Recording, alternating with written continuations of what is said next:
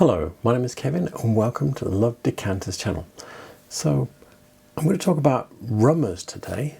So let me show you the classic form of the rummer glass, which is an OG bowl, this is this kind of shape like this. It's got a short fat stem and usually it's relatively robust, and they're biggish glasses as well. And as a form, they date from sort of like 1780s, because that's about when the first use of that word came up. And then, yeah, it just went on to the 19th century. So, 19th century. So, yes. The word rummer, they think it might be based on the word Roma, which is a different kind of glass which was used on the continent, which has got like a round bowl-shaped bowl with and usually has a stem that comes off like this, and they're quite often green, or they've got a green stem if you see them. But I don't know. I've been trying to read up on it, and there's different saying. Some people think it is. Some people think it relates to rum, because they think these were used to make a kind of rum cocktail. If you think rum with water, sugar and lemon is a cocktail, I don't know, but that's apparently what they do with them as well, but not all of them, because I've got something else to show you amongst what I've got.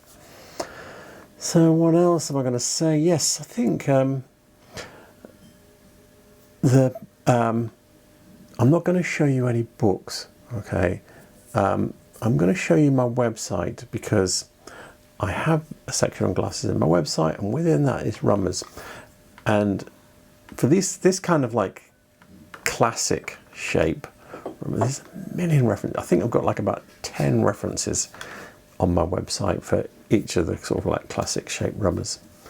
And yeah, just like I could just be wading through books, and nobody wants that. So I'll show you where to find it on my website. And also, if you've got any of those books, because I'm giving you page numbers as well, you can just go and look for yourself and see what they say. And there is some contradiction in those books as well, because some of them are really old and some of them are new and different. Anyway, let's not go there. But anyway, and I try to, on my website, I try to sort of like take a median position, saying, let's describe it as that.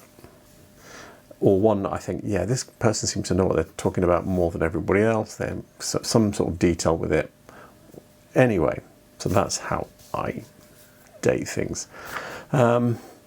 So we'll start by looking at my website. Then we'll look at the classic rummers that I have, okay? And I think I'll just do part one for that. And then we'll look at some other rummers that I would say are not classics. Odd, slightly unusual shapes. I've got a repro, and I've got some things that look a bit like rummers but aren't. So and I'll show you those as well. Otherwise, I'll just be showing you glass after glass after glass and glass, and your eyes will glaze over. And so better to break into two. So let's get on and have a look at the website. Here we are looking at the Love Decanters website, and it's not all decanters. Got glasses as well, and there is a section here on rummers. And yeah, so this is like your classic rummer with the caps and stem and OG bowl. And yeah, how many references have I got for that one? 1, 2, 3, 4, 5. I've got 9. I got 9 because this is pretty much the same glass, but you get the idea. I think they might even have more, I'm not even sure. But yeah, there's loads, but some of them are odd shapes, so we will come to those later, but we'll look at some of the classic ones first. So yeah, I do need to update this, maybe add some more references, just for the fun of it, and add some more glass, because I'm not sure I've got all of my glass in there. Well, I haven't got all my glasses, but I haven't got all my glasses in there. So yeah, anyway, let's get on and have a look at some glass now. So I thought I'd start by showing you these two glasses. This is kind of like your base model rummers. Theoretically, these are the same glass. You could say this is OG's. This one's a bit more rounded than this one. So the OG is supposed to go up and then curve and bend, and this one kind of is a bit more curved here, so it is just about OG. But you can see this one's got a slimmer stem, so they've both got caps and stems, both got OG bowls. This one, it probably weighs like at least 50% more than this one. And normally you date these to 1800 or something like 1810. So I have some very bad news. I know that this form of glass was made well into the Victorian era and probably was still being made in the same way. So difficult to tell because I've got it in a catalogue. But if you turn over, you can see it's got very. Can you see the broken pontil mark here? Nicely broken. Got a bit of wear on the edge here. This one's in not too bad condition. This one has been in the wars. Can you see the surface scratches on there? All over it. Yeah. So this one has been around a bit. It too has a very broken pontil mark. In fact, it's got very distinctively crack running through the broken pontil mark there. It's not, that's manufacturing. There's nothing to do with saying the glass is broken. It's just when they snapped it off, it just snapped in a funny way there. Yeah, and there's wear even actually on the edge of the foot. So this one's had a life and a half, but it is heavier, so it's probably more likely to get bumped and scratched. And you can see how this glass is more refractive and grayer than this one. So yeah, so potentially this could have been made over a 60-year period. These two glasses could be 60 years apart. Yeah, which, you know, for collectors that's not a comfy feeling, but it is a classic. It is in all the books. You've seen how many references I've got for it. So let's move on and have a look at some things that are a little bit more specific and different. This one's a bit of a funny shape. You can see it could be an OG in that it comes out and bends round, but this bit's very short. If you run your fingers, it actually dips in here, and theoretically that makes it a pan top. Normally the pan top's a bit more exaggerating, where it comes in a bit narrower and then it pops out and it goes like this. This only just does that. You can feel it when you run your fingers over it. It's got a just here, it goes in just here, but it's not particularly the most visible pan top in the world. Still on the classic short caps and stem, broken pontil. It's got a bigger foot than the other ones. I don't know if they carried on making this style for longer. I suspect not. I think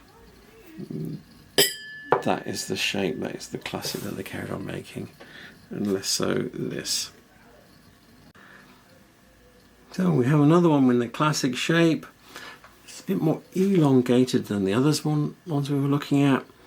It's got a slimmer stem, longer, and also, yeah, it's an ale glass as well. So it's in the classic Rummer shape. But is it a Rummer? Isn't it a Rummer? Because let me show you this. It's got this engraving. So it's got barley. Focus, focus. There you go. See barley, and then I scroll it round, and hops for beer. That's the classic that you, even with a little ribbon tying it together. That's just like you see on dwarf ale glasses, but clearly this is something bigger. But it is considerably slimmer than, I mean, if I put it next to the, put it there and put it next to the really heavy one.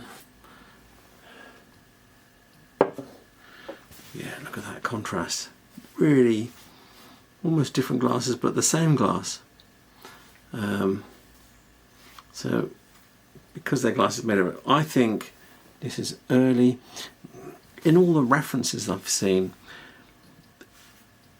the ones with the hops and ale actually engraved on them, I don't see those in any of the later references, because they were making dwarf ale glasses out into the 1840s in the classic shape where it would be like this, but with just a straight up conical bowl with hops and ale, hops and barley on it. So I think this is probably closer to the 1800, maybe even earlier.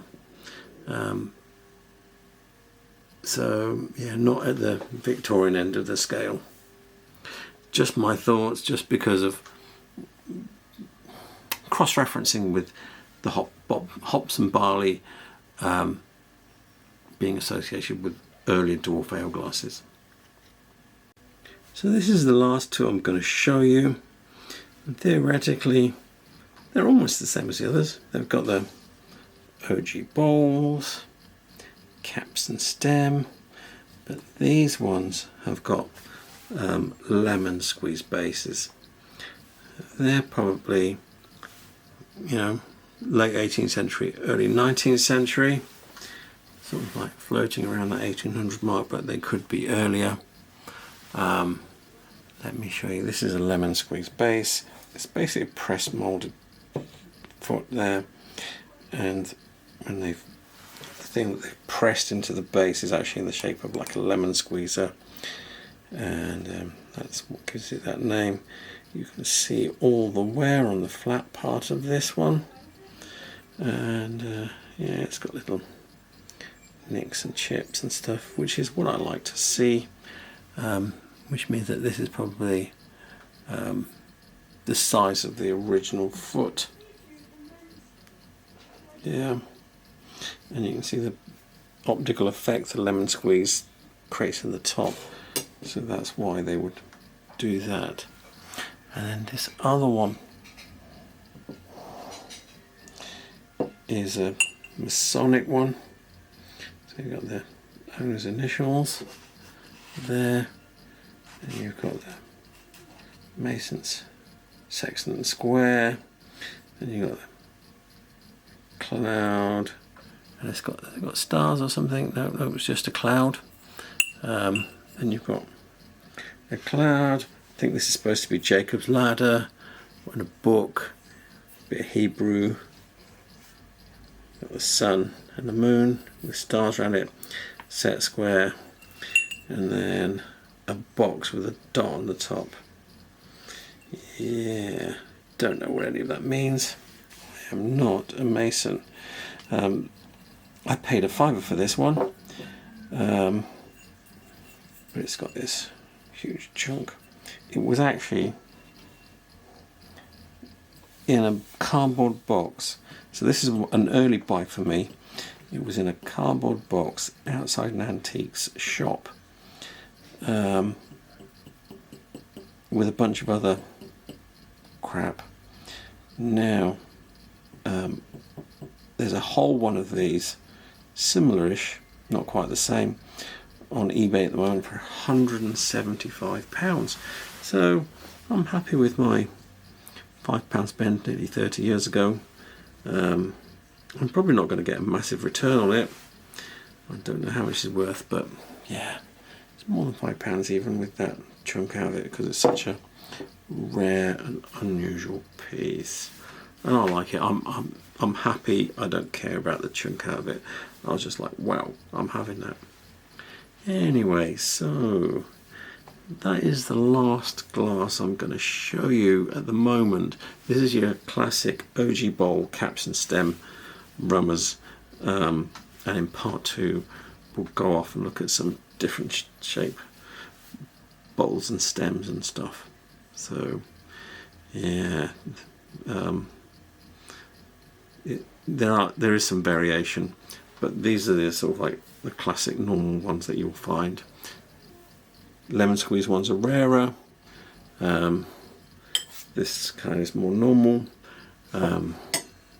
Even the plain ones, they're still like probably You know, people. I think the last one I paid, which to me was a real bargain when I saw it, was £35. But that was very cheap. Normally people are asking £50 plus for them. So, but you might pick one on eBay. Someone not know what they're selling. So there you have it, Rummers Part 1. In Part 2, it's going to get more exciting, going to disappear off in different directions, look at different shapes, look at copies, look at a few things that I know will fool people sometimes. Yeah, so Part 2 will be coming not too long after this, and so there are no references in the bottom. You can go on my website as I showed and dig through those books for your heart and delight if you've got any of them. And yeah, so thank you for watching. Please remember to like and subscribe because it does help my channel, and have a good night. Good night.